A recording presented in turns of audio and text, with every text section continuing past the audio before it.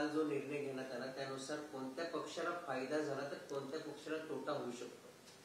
महाराष्ट्राच्या राजकारणामध्ये मराठा समाजाभोवती राजकारण गुंफलं गेलेलं आहे गेले काही दशके. तर याच्यामध्ये मराठा समाजाला जर काही मिळालं तर ते इतर समाजांवर अन्याय करणारं ठरेल आणि त्याचे काय राजकीय परिणाम होतील या भोवतीच सगळं राजकारण गेले काही वर्ष आपण पाहतोय. त्यामुळं मराठा समाजाच्या आरक्षणाला पाठिंबा द्यायचा की विरोध करायचा असा संभ्रम अनेक राजकीय पक्षांकडे नेत्यांकडे दिसून येतो.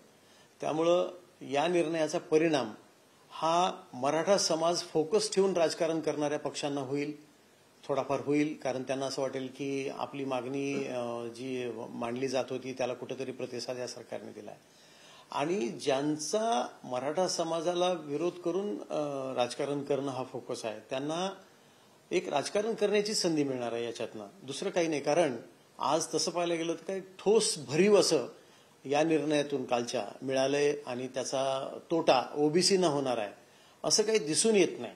त्यामुळे पक्षीय पातळीवर विचार करायचा झाला. जसं तो आता ह्याच्यामध्ये म्हटलं जातं की महायुतीला काय होईल किंवा महाविकास आघाडीचं काय होईल. महायुतीचा फोकस हा कायम ओबीसी राहिलेला आहे. त्यातल्या त्यात भाजपाचा कायम फोकस त्यांनी ओबीसीना आपला वोटर बेस मानलेला आहे. कोर वोटर बेस म्हणतात त्याला, प्रमुख मतदार आधार म्हणून मानलेला आहे. त्याच्यामुळे भाजपनी कमालीची काळजी घेतली की यातून असा कुठलाही संदेश जाता कामा नये की आपण ओबीसींचं काहीतरी काढून मराठा समाजाला देतोय. आणि ती कसरत भाजपाने म्हणजेच भाजपच्या नेतृत्वाने, सरकारच्या नेतृत्वाने अतिशय व्यवस्थित पार पाडली.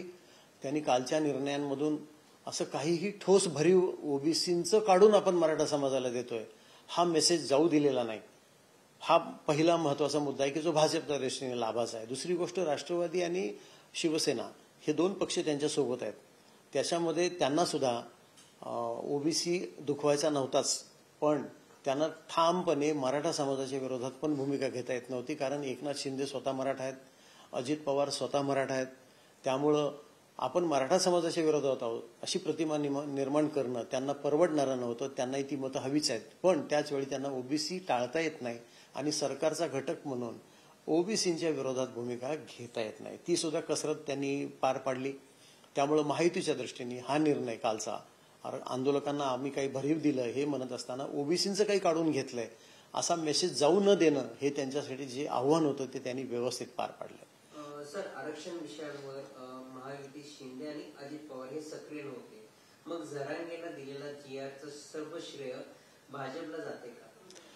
अर्थातच, कारण देवेंद्र फडणवीस यांनी अगदी समोर येऊन हे सगळं आव्हान पेललेलं आहे. आपण पाहिलं की अजित पवार हे जास्तीत जास्त पुण्यात होते या 5 दिवसांमध्ये. शिवाय एकनाथ शिंदे ठाण्यात होते सुरुवातीला, नंतर केंद्रीय गृहमंत्री अमित शहा आल्यानंतर ते बैठकीसाठी सह्याद्री अतिथीगृहात आले. त्यानंतर ते मराठा समाजाच्या मागण्यांविषयी बोलत असताना ठामपणे ठोस अशी भूमिका घेऊ शकले नाहीत. कारण त्यांना अडचणी ही होती की महायुतीचा कोर वोटर बेस म्हणून ओबीसीना दुखवायचं नाही आणि दुसरीकडे मराठा समाजालाही दुखवायचं नाही की मी तुमच्या मागण्यांकडे लक्ष देत नाही. त्यामुळे हे त्यांच्या पुढं मोठं आव्हान होतं. त्यामुळे ते थोडेसे अलिप्त राहिले आणि वारंवार ही विचारणा झाली की तुम्ही काय केलं, म्हणजे मराठा समाजाचा निर्णय, म्हणजे जेव्हा जरांगे पाटील गेल्या वर्षी जानेवारीमध्ये नवी मुंबईत येऊन परतले होते तेव्हा तुम्ही दिलेल्या आश्वासनाचं काय झालं, तेव्हा त्यांच्या वतीनं खुलासा हाच केला जात होता की ते मुख्यमंत्री असताना किती महत्वाचे निर्णय झाले. पण या आंदोलनाच्या दरम्यान एकनाथ शिंदे काहीशी अलिप्त राहिले हेही ठळकपणे दिसून आलं. याचं कारण जसं मी आधी सांगितलं की ओबीसी हा मतदार वर्ग त्यांना दुखवायचा नव्हता. जर समजा आरक्षणामुळे मराठवाड्यातला जो मराठी वर्ग आहे हा भाजपकडे आकृष्ट झाला तर ओबीसी दुराव होऊ शकते का? मराठा आकृष्ट झाला तर ते हवंच आहे महायुतीला, पण आम्ही ओबीसींचं काढून काहीतरी मराठा समाजाला दिलंय आणि त्याच्यामुळं ओबीसींच्या वाट्याचं काहीतरी जाणार आहे, म्हणजे त्यांना आव्हान निर्माण होणार आहे मराठा समाजाचा, असा मेसेज महायुतीला कदापि द्यायचा नाही. ती त्यांनी काळजीपूर्वक म्हणजे अतिशय व्यवस्थित घेतलेली आहे ह्या 4-5 दिवसांमध्ये. त्यामुळे महायुतीला जर वाढीव मतदान मराठा समाजाचं मिळालं तर आनंद आहे. त्यासाठी ते म्हणतीलच की पहा, पूर्वी कधीच एवढे निर्णय झाले नाहीत, ते आमच्या काळात झालेत. जसं ते वारंवार सांगत असतात की आरक्षणाचा निर्णय आम्ही घेतला जरी ते न्यायालयात आव्हान दिलं जात असलं तरी आम्ही चांगले वकील नेमून ती केस लढतोय. आमचा इरादा आहे की मराठा समाजातल्या मुलांना फायदा झाला पाहिजे, त्यांना लाभ मिळाले पाहिजेत. सारथीसारख्या संस्थेची स्थापना आम्ही केली, असं वारंवार ते बोलत असतात. पण त्याचवेळी त्यांना हेही मेसेज जाऊ द्यायचा असतो, म्हणजे ते काळजी घेतात की ओबीसींचं काढून आम्ही काही देत नाही. हे महायुतीने आणि विशेषतः भाजपच्या नेतृत्वाने कायम हे जपलेलं आहे. आणि मुख्यमंत्री देवेंद्र फडणवीस यांनी गेल्या 5 दिवसांमध्ये फारसं आपण स्वतः सगळंच काही करतोय असं न दाखवताही सरकारचे नेते म्हणून त्यांनी उपसमितीला या कामी लावलं.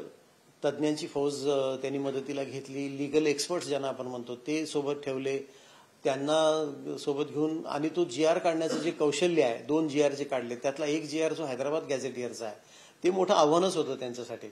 त्या GR मधून मराठा समाजाला आपण भरीव काहीतरी देतोय हाही संदेश द्यायचा होता. आणि त्याच वेळेला ओबीसींचं आम्ही काढून घेतलंय आणि मराठा समाजाला देऊन टाकलंय असंही तो मेसेज जाऊ द्यायचा नव्हता. ती कसरत भाजपाने मुख्यमंत्री या देवेंद्र फडणवीस यांच्या माध्यमातून अतिशय काळजीपूर्वक पार पाडली. आणि त्याच वेळी त्यांनी दुसऱ्या दिवशी असा मेसेज दिला की मंत्रिमंडळाची उपसमिती आम्ही नेमतो, त्याचे अध्यक्ष चंद्रशेखर बावनकुळे राहतील, जे म्हणजे कट्टर भाजपाई आहेत, म्हणजे ज्यांचं राजकारण भाजपामध्येच घडतंय. असा माणूस अध्यक्षपदी नेमून ओबीसीमध्ये असा मेसेज देण्याचा प्रयत्न केला की तुमची काळजी घेण्यासाठी भाजपा सक्षम आहे. दुसऱ्या बाजूला एक महत्वाची बाब इथं सांगण्यासारखी आहे की काल जेव्हा एक मंत्रिमंडळाची समिती, जे 4 मंत्री तिथं होते आझाद मैदानावर, त्याच्यामध्ये एकही मूळ भाजपाई नव्हता. भाजपाने इतकी काळजी घेतली की कट्टर भाजपा एकही मंत्री जो भाजपामध्येच राजकारण त्याचं विकसित झालंय असा पाठवून त्यांनी त्यांच्या पाठीराख्यांमध्ये असा मुळीच संदेश जाऊ दिला नाही की भाजपा काहीतरी तडजोड करते. त्यांनी नेमलेले सगळे मंत्री, मग ते शिवेंद्रराजे भोसले असोत, समितीचे अध्यक्ष राधाकृष्ण विखे असोत, हे मूळचे राष्ट्रवादी किंवा काँग्रेसचे आहेत. जयकुमार गोरे मूळचे काँग्रेसचे आहेत. ह्यांच्या राजकारणाची जडणघडण आणि वाढ विकास हा भाजपात झालेलाच नाही, ते आत्ता भाजपात आलेले आहेत. त्यामुळे हा एक संदेश भाजपाने दिला. आणि शिवाय दुसरे सदस्य सुद्धा पाठवताना ही काळजी घेण्यात आली की माणिकराव कोकाटे हे पूर्वी शिवसेनेत होते, ते राष्ट्रवादीत आलेले आहेत, ती काळजी घेतली. उदय सामंत हे पूर्वी शिवसेनेत होते, ते आपलं राष्ट्रवादीत होते, ते नंतर शिवसेनेत आलेले आहेत.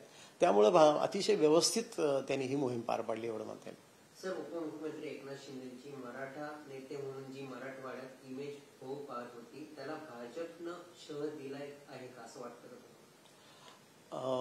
नाही, कुणाचं परत एकदा मला सांगा. उपमुख्यमंत्री एकनाथ शिंदे हे मराठी नेते म्हणून मराठवाड्यात जी इमेज त्यांनी होऊ पाहत होती त्याला भाजपनं शह दिला असं वाटतंय? एकनाथ शिंदे यांचं राजकीयदृष्ट्या मजबूत होणं भाजपाला कितपत रुचेल हा एक मोठा चर्चेचा विषय आहे. कारण भाजपाला महाराष्ट्रामध्ये स्वबळावर सत्ता मिळवायची 2029 मध्ये, आणि त्यांना स्वबळावर स्वतःचा पक्ष इतका मोठा करायचा आहे की बाकीचे पक्ष त्यांच्या समोर फिके पडले पाहिजेत. अर्थात राजकीयदृष्ट्या अशी महत्वाकांक्षा असणं खूप गैर नाही. मागच्या वेळी जेव्हा 2.5 वर्ष एकनाथ शिंदे मुख्यमंत्री होते तेव्हा त्यांनी सातत्याने मनोज जरांगे पाटील यांच्याशी संपर्क ठेवणं, त्यांच्याकडे आपले दूत पाठवणं, वेगवेगळ्या व्यक्तींना मध्यस्थीसाठी पाठवणं, एकदा तर त्यांनी एक समिती पण मागासवर्ग आयोगाचे सदस्य पण पाठवले. यातून एक असा संदेश जात होता की एकनाथ शिंदे हे मनोज जरांगे पाटील यांची काळजी घेतात, त्यांना प्रतिसाद देतात आणि काहीतरी भरीव आपण देतोय असं एक चित्र त्यांनी तयार केलेलंच आहे. अशा वेळेला भाजपाला हे तितकं राजकीयदृष्ट्या परवडणारं नव्हतं. म्हणून भाजपाने कायम ही भूमिका घेतली होती की आम्ही ओबीसी हा आमचा मुख्य आधार आहे आणि त्याच्याशी आम्ही तडजोड करणार नाही. त्यामुळं आता सुद्धा देत असताना एकनाथ शिंदे कुठल्या पिक्चरमध्ये येतील असं दिसेल की एकनाथ शिंदेच्या मध्यस्थीने कालचं आंदोलन आझाद मैदानावरचं सुटलंय किंवा त्याच्यामध्ये एकनाथ शिंदेच्या निर्णयाचा काहीतरी आधार आहे त्याला, असं अजिबात जाणवू दिलेलं नाही भाजपाने. भाजपाने ही पुरेपूर काळजी घेतली की मराठा आंदोलक किंवा त्यांचे कुटुंबीय किंवा तो जो मतदार वर्ग आहे त्याचा एकनाथ शिंदे यांना लाभ होईल, व्यक्तिशः त्यांच्या पक्षाला लाभ होईल असं चित्र त्यांनी काही तयार होऊ दिलेलं नाही.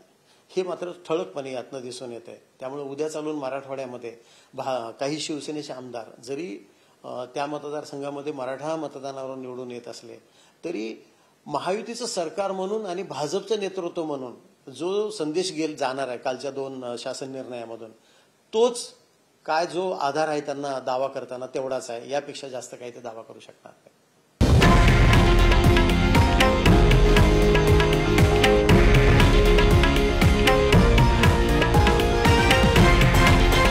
हे आहे देशातील नंबर 1 न्यूज नेटवर्क आणि आपण पाहत आहात TV9 मराठी, एकमेव.